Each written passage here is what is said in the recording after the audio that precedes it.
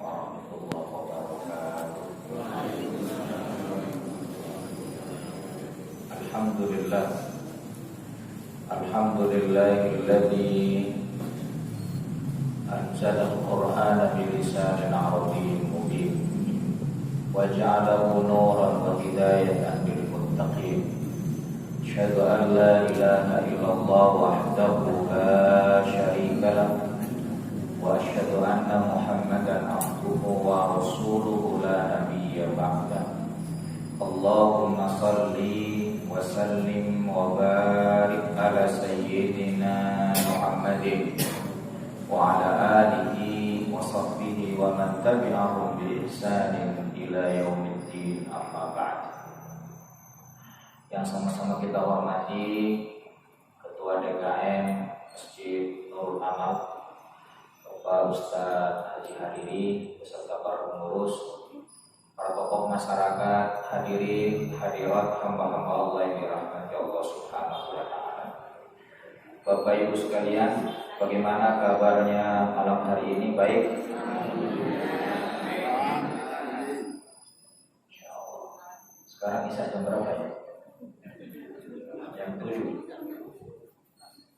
Baik, hadirin. Malam hari ini kita masuk surat Ali Imran. Surat Ali Imran artinya keluarga Imran. Hadirin, kalau surat Al-Fatihah itu kandungannya adalah perasan seluruh kandungan Al-Quran. Ya. Surat Al-Fatihah kandungannya adalah perasan seluruh kandungan Al-Quran, yang disingkat menjadi apa? THC, Tauhid, Hukum, dan Cerita atau Kisah. Maka masuk dalam Quran surat Al-Baqarah, kandungannya apa surat Al-Baqarah? Tentang kepemimpinan. Tentang apa? Kepemimpinan. Ya, kepemimpinan yang diangkat oleh surat Al-Baqarah itu kita singkat menjadi ABI. Ya, A-nya apa? Adam, B-nya Bani Israel, I-nya Ibrahim. Ya, yang sukses adalah kepemimpinan Nabi Ibrahim. Nah, selanjutnya kita masuk pada Quran surat Ali Imran. Kandungan surat Al-Quran secara global adalah konsistensi pada kebenaran. Apa hadirin? Konsistensi pada kebenaran. Itu kandungan surat Ali Imran. Konsistensi pada kebenaran. Kalau bahasa Arabnya as-sabat. Apa hadirin? As-sabat. Sabat. Sabat itu artinya konsisten pada nilai kebenaran.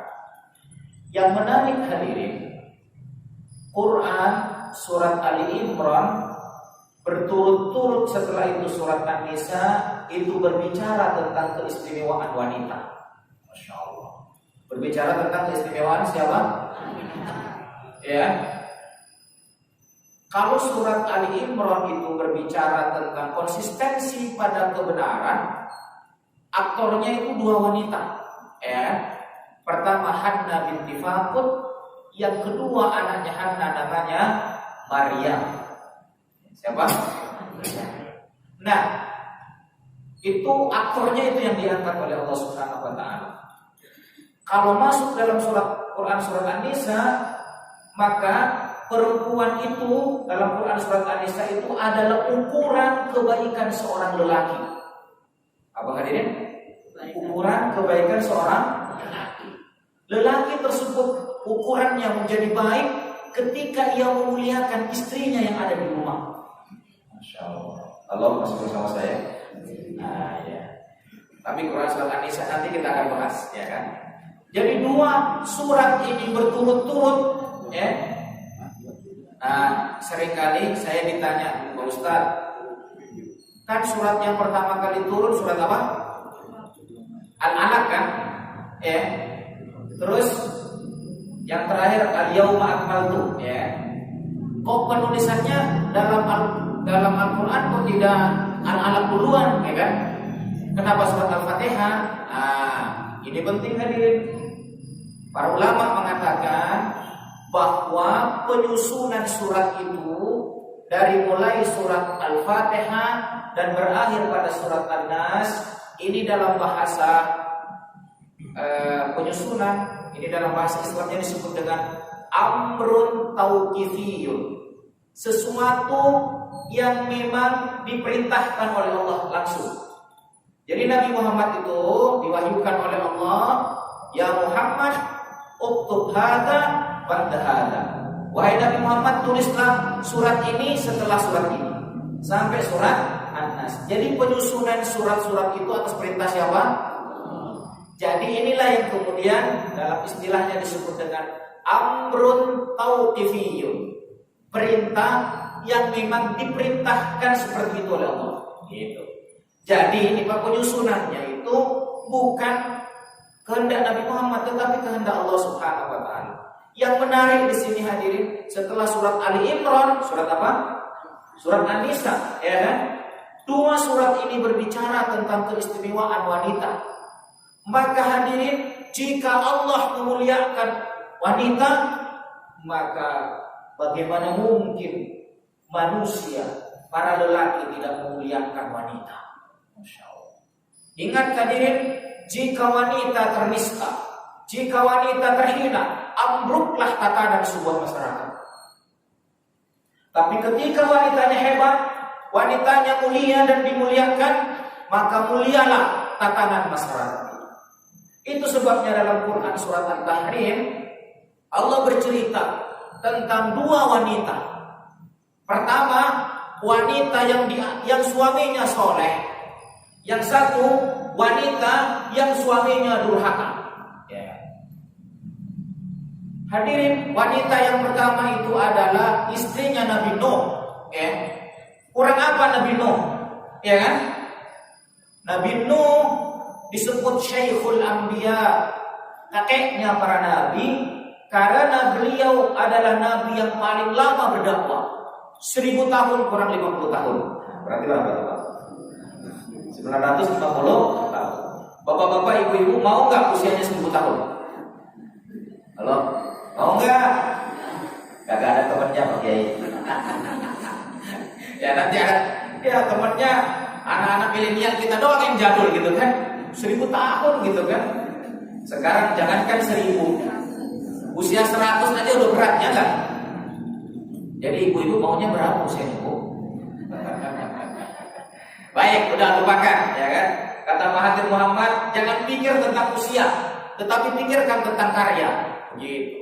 Jadi berkaryalah yang terbaik, baca Al-Quran, memberikan manfaat kepada masyarakat. Walaupun tua, insya Allah tak terasa tua. Gitu. Tapi walaupun muda, cedrok di rumah aja terus. Ya, di rumah diam melulu, gitu kan, gak mau berbuat baik. Nah, walaupun muda terasa, gitu kan. Hadirin, sampai di mana? Ya, istrinya Nabi Nuh kafir, ya kan? Maka anaknya Kan'an menjadi kafir. Masya Allah. Kurang apa Nabi Nuh? Ya, sampai dikasih gelar Syekhul Anbiya, kakeknya para nabi. Jadi kalau Abul Bashar, bapaknya manusia adalah Nabi Adam, kakeknya para nabi adalah Nabi Nuh, karena ukurannya bukan karena dia paling tua, tetapi karena paling lama berdakwah. Terus kemudian bapaknya para nabi, Abul Anbiya, Nabi Ibrahim. Kenapa Nabi Ibrahim? Karena dari 25 nabi dan rasul, 18-nya adalah keturunan Nabi Ibrahim alaihissalam. Baik Bapak Ibu, masih bersama saya? Kok tegang begini kayaknya nih. Saya minum dulu ya. Bismillahirrahmanirrahim.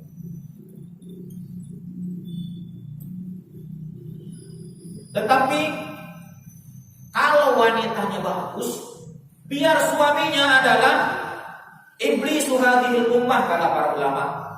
Fir'aun itu iblisnya manusia ini, gitu kan.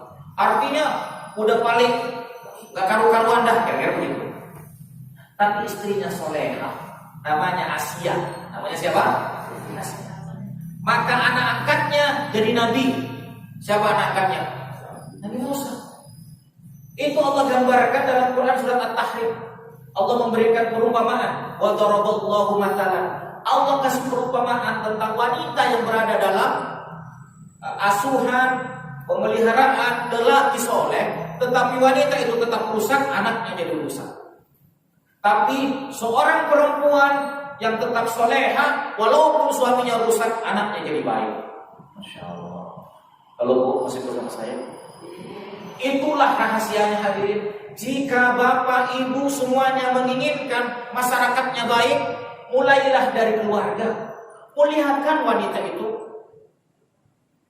Halo bapak. Sebelum istri minta duit, kasih duit. Halo. Siap nggak? Ini udah tanggal tua menjerit istri kalau punya duit katanya. Masya Allah. Halo Bu, masih bersama saya Bu? Nah, jadi poin pentingnya tentang wanita, jika Allah memuliakan wanita, bagaimana mungkin kita sebagai manusia tidak memuliakan wanita? Masya Allah. Ini PR buat saya sebagai lelaki dan bapak-bapak sebagai lelaki. Nah, kira-kira begitu. Kalau Pak Kiai, ya gitu ya. Kembali ke surat Ali Imran. Apa judulnya tadi? Surat Ali Imran isi kandungannya apa, tentang apa?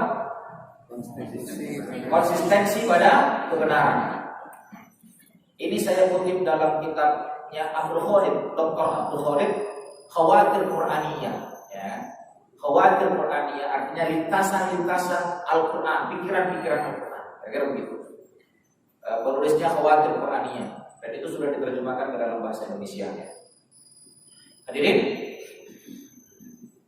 mari kita lihat aktor yang diangkat oleh Allah yang merupakan manusia yang konsisten pada nilai kebenaran.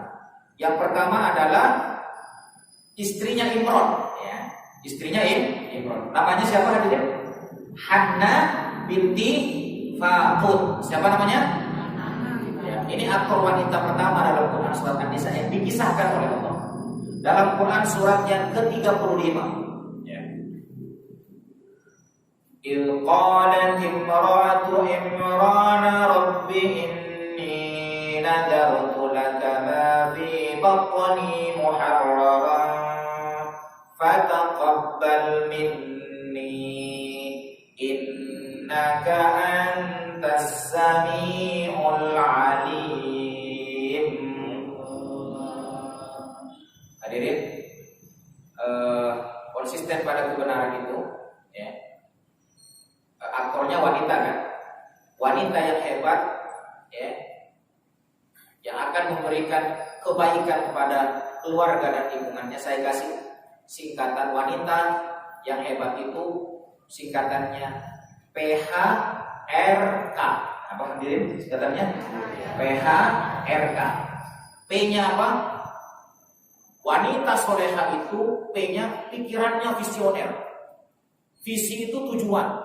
Jadi kalau visioner, dia punya tujuan yang jauh ke depan. Visioner itu berarti wanita soleha itu punya pikiran jauh ke depan. Ya. Bagaimana?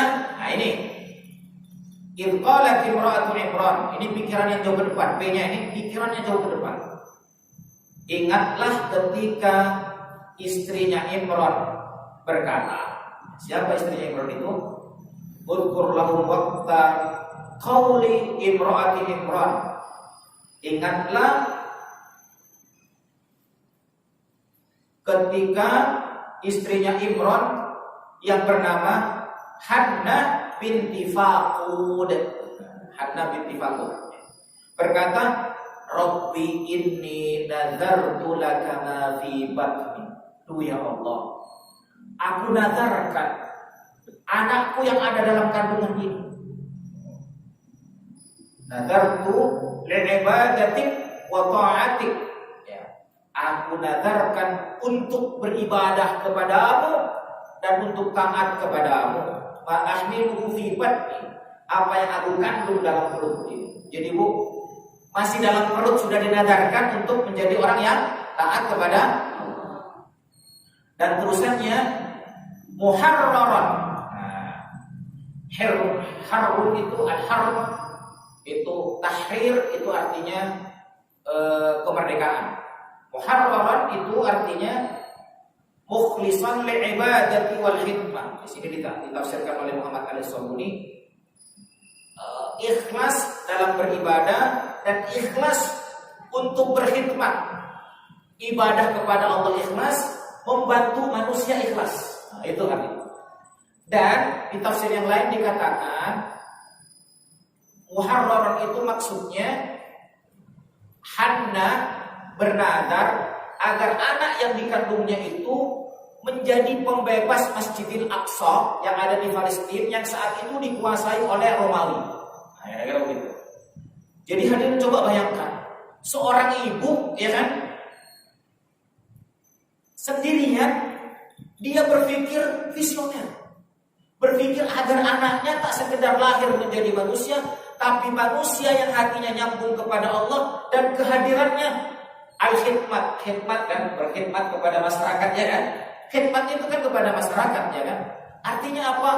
Dia bernadar agar anaknya di samping hatinya nyambung dengan Allah, anak yang bisa mengusap air mata kesedihan masyarakat.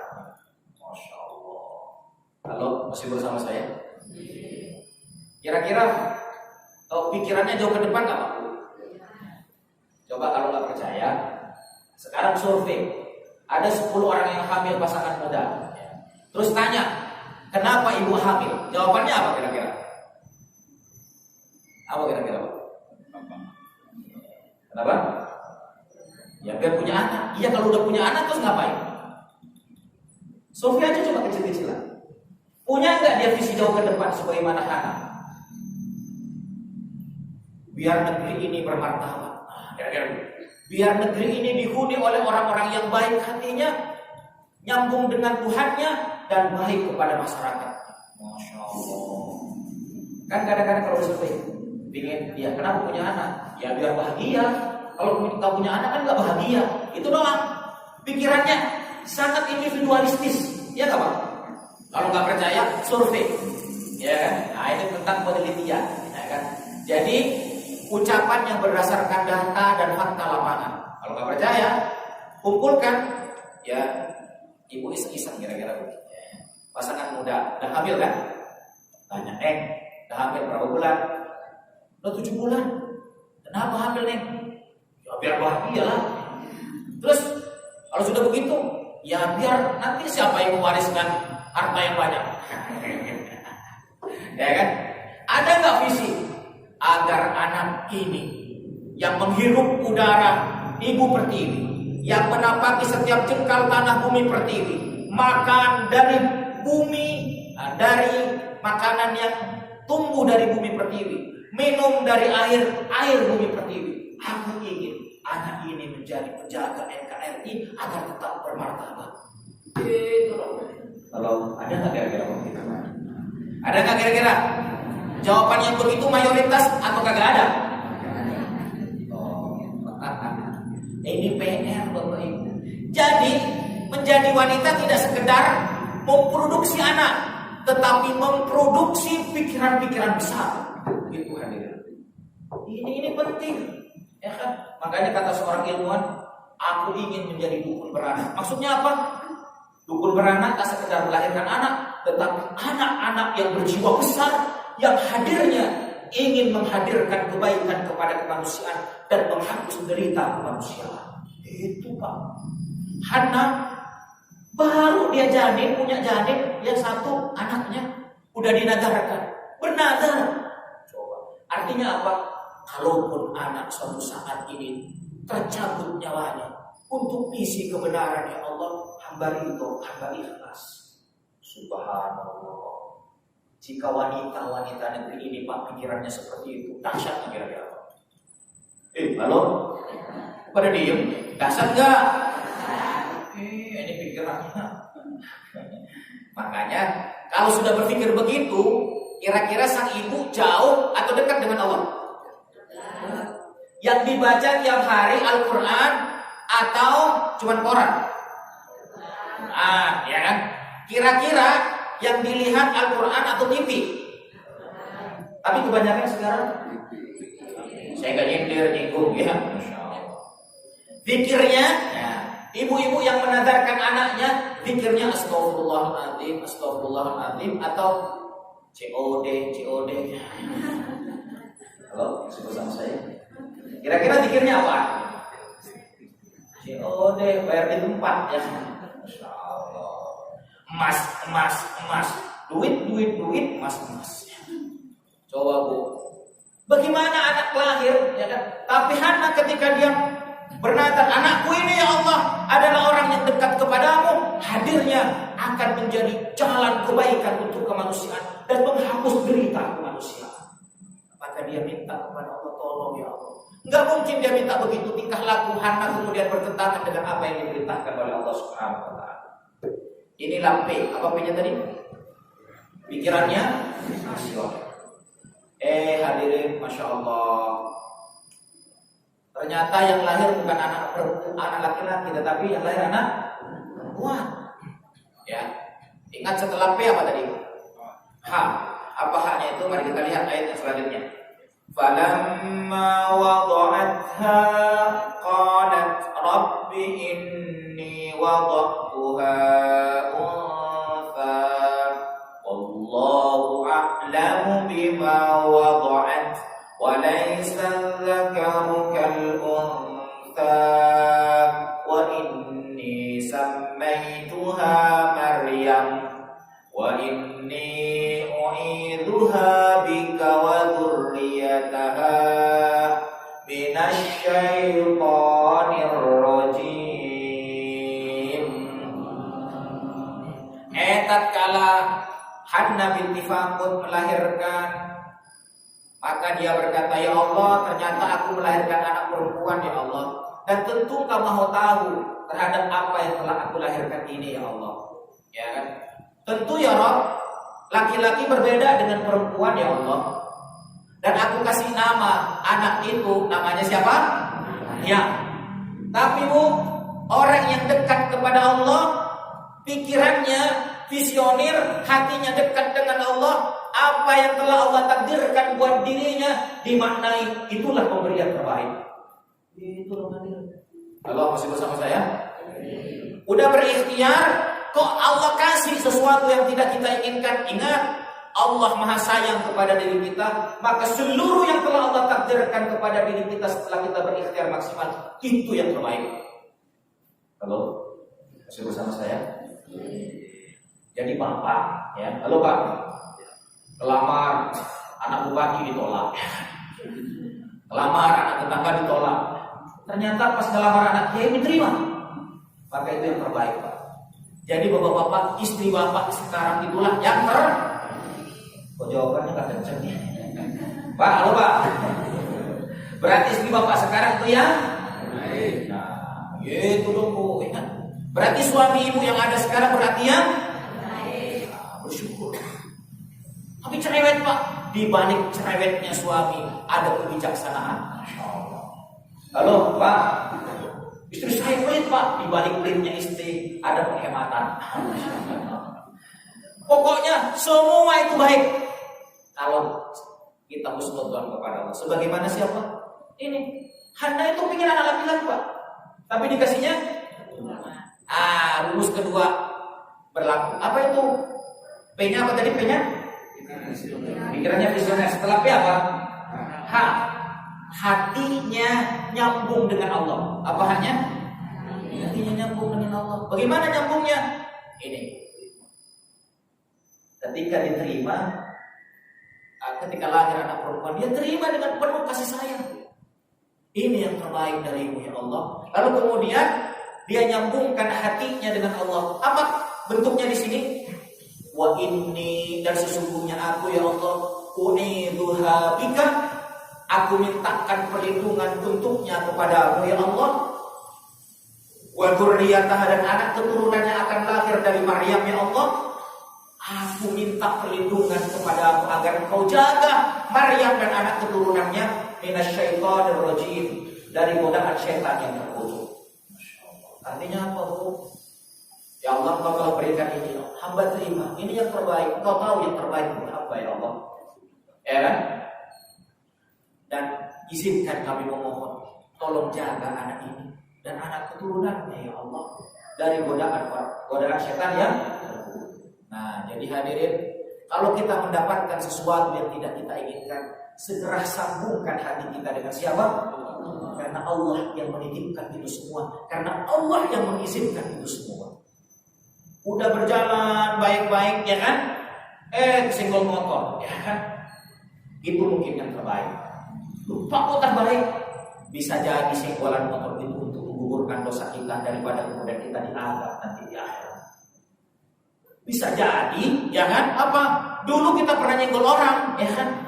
Kalau disuruh sama saya, ternyata disenggol sakit, makanya jangan serudak-seruk naik motor. Nah, kira-kira begitu. Kalau disuruh sama saya, di balik itu semua Allah Maha tahu. Makanya Allah, astagfirullah, hamba disenggol ya Allah, astagfirullah. Cepatkan sembuh ya Allah dan selamatkan orang yang nyenggol. Keren nggak kalau begitu, Pak? Ini enggak nyenggol, lancar.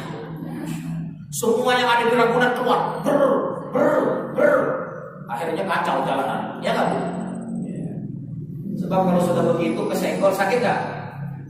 Ya sakitnya nggak mungkin hilang, walaupun kita semua anggota Ragunan disebut, sakitnya hilang nggak ya?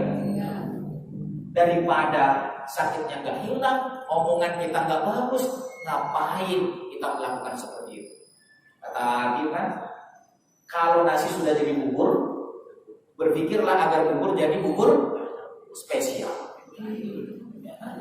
Sebab kalau kita berpikir bubur jadi nasi lagi, susah kuadrat ya. Baik hadirin, PH RK, P-nya pikirannya visioner, H-nya hati nyambung dengan Allah.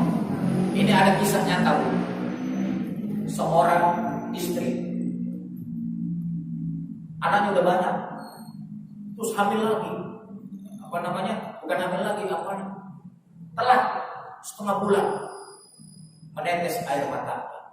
Terbayang saat melahirkan, sakit Pak. Halo Pak, sakit nggak Pak? Emang tahu? Terbayang. Tapi kata suaminya apa? Padahal sepasang suami istri sudah berusaha ya, ikhtiar kemanusiaan agar tidak hamil gitu kan ya. Karena anaknya sudah banyak, usianya sudah mulai menua. Hari bertambah hari, telatnya semakin lama. Istrinya gelisah, tapi kata suaminya, wahai istri, hamil itu kehendak Allah. Allah itu Maha Penyayang dan Pengasih kepada hamba. Jika Allah titipkan anak itu untuk yang kesekian kalinya, berarti kita dilihat oleh Allah, kita mampu. Allah gak sembarangan menitipkan anak. Berbahagialah. Mari kita tatap pemberian Allah dengan penuh syukur. Allah yang merancang itu semua dan Allah pula yang mengizinkan. Akhirnya sang istri bangkit. Bagaimana istrimu? Sudah siap? Siap komandan. Nah, gitu kan, Masya Allah. Halo Bu, tahu nggak berapa tuh anaknya istri tersebut? Sudah 6 Bu. Berarti ini yang mau yang berapa? Hari berganti hari jadilah pekan. Pekan kedua nongol. Ternyata apa? Keluar ke merah. Ya, merah. Berarti Allah tidak jadi titipkan yang terbaik buat kita. Berarti tidak punya anak lagi itu yang terbaik buat kita. Itulah kisah nyata, kisah istri saya.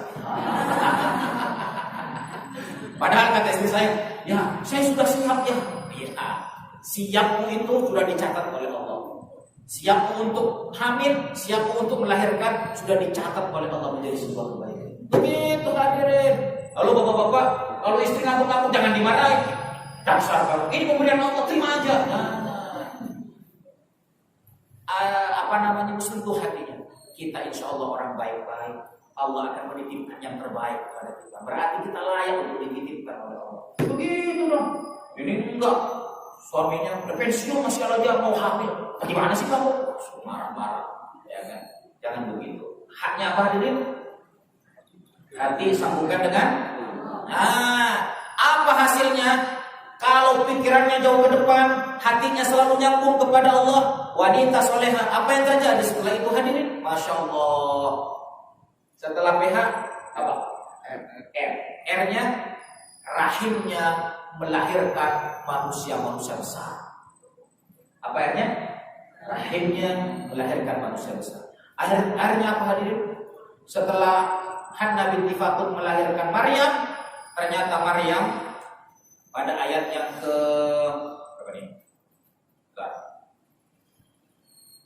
Ayat yang ke-42.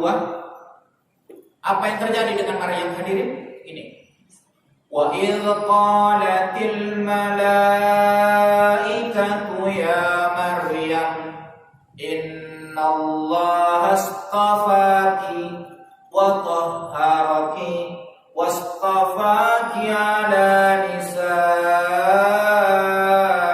alamin.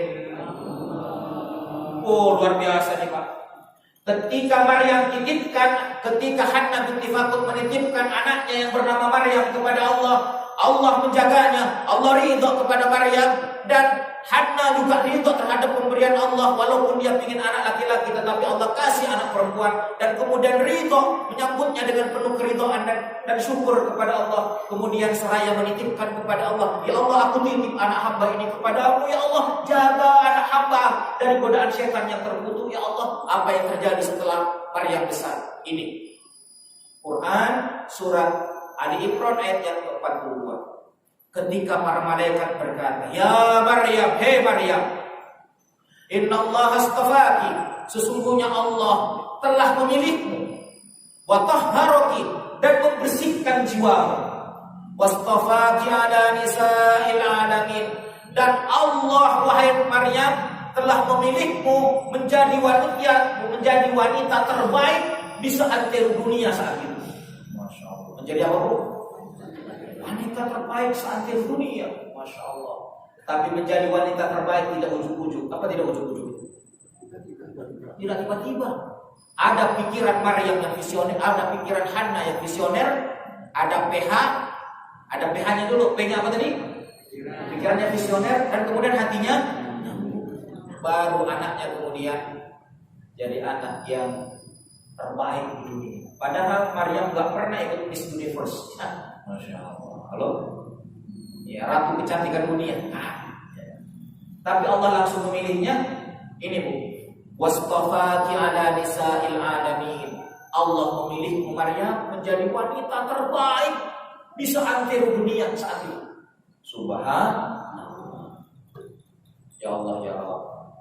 Makanya Bu, halo Bu, Pak, halo Pak, punya anak remaja enggak?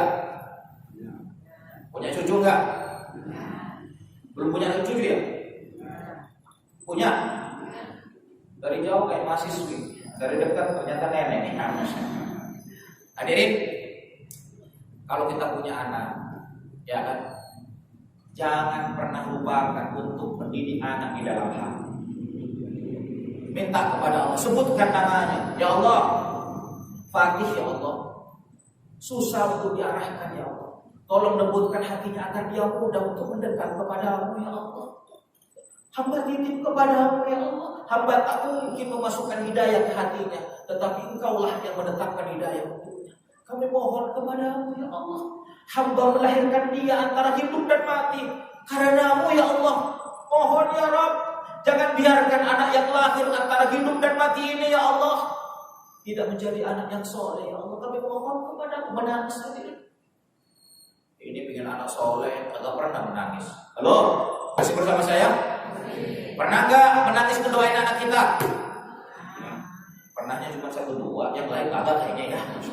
Saya ulangi, pernah nggak menangis saat mendoakan anak kita di penghujung malam? Kompak ternyata. Mulai dari sekarang dan selanjutnya berdoa.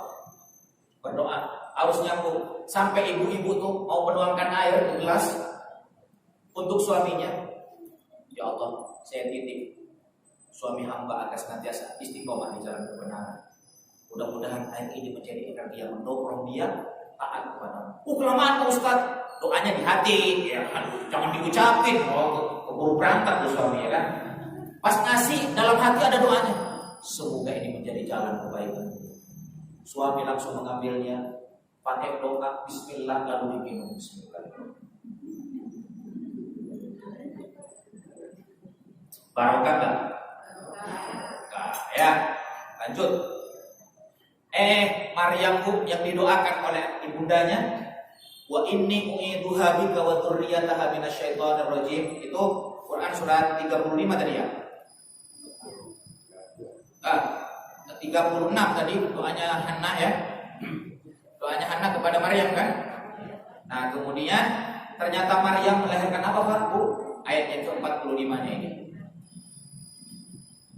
Setelah Maryam tidak punya suami, tapi hamil. Masya Allah. Halo? Masih bersama saya? Tapi tiba-tiba ada Maryam modern. Kok hamil loh? Ikutin Maryam. Percaya nggak kalau itu? Iya. Itu pengecualian, Bu. Pengecualian. Di dunia ini semuanya harus ada proses. Tapi kalau mau lahir laki anak, maka harus ada proses laki dan perempuan yang menikah dan melakukan hubungan suami istri, lalu terjadilah kehamilan. Itu proses. Allah sudah menetapkan itu. Itu yang disebut dengan sunnatullah, ya kan?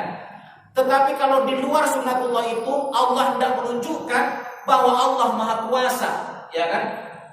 Allah ala kulli syai'in qadir. Sesungguhnya Allah atas segala sesuatu Maha berkuasa.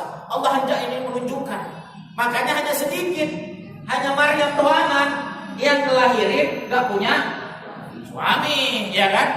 Kalau ada Maryam modern ngaku begitu, kenapa hamil? Maryam modern. Kagak ada ceritanya, ya kan? Kalau masih bersama saya. Jangankan gak pakai bapak, gak pakai ibu, gak pakai bapak, bisa lahir manusia. Siapa itu? Ada. Di samping Nabi Adam siapa? Siti Hawa. Emang bapaknya siapa? Ibunya siapa? Kagak ada. Bisa nggak? Bisa. Tapi selanjutnya Allah bikin proses. Harus ada laki, harus ada perempuan, harus ada pernikahan. Ya kan? Dan kemudian di perjalanan itu ada Maryam. Itu khusus. Ya kan? Sebagaimana Allah mengkhususkan dinginnya api kepada Ibrahim. Jangan kemudian baca ayat itu dibekam api, kosong beneran. Ya, Masya Allah. Itu Allah hendak menunjukkan kemahakuasaan. Baik hadirin, apa yang terjadi? Kan hati yang tersambung itu hadirin, hatinya nyambung, hatinya Hannah itu, dia mendoakan bukan mendoakan Maryam doang kan, tetapi wa dzurriyyataha, anak keturunannya kan. Maka yang terjadi dari rahim Maryam hadirin lahir ini dia. Ayat yang ke-45. Irqalatil malaikatu ya Maryam.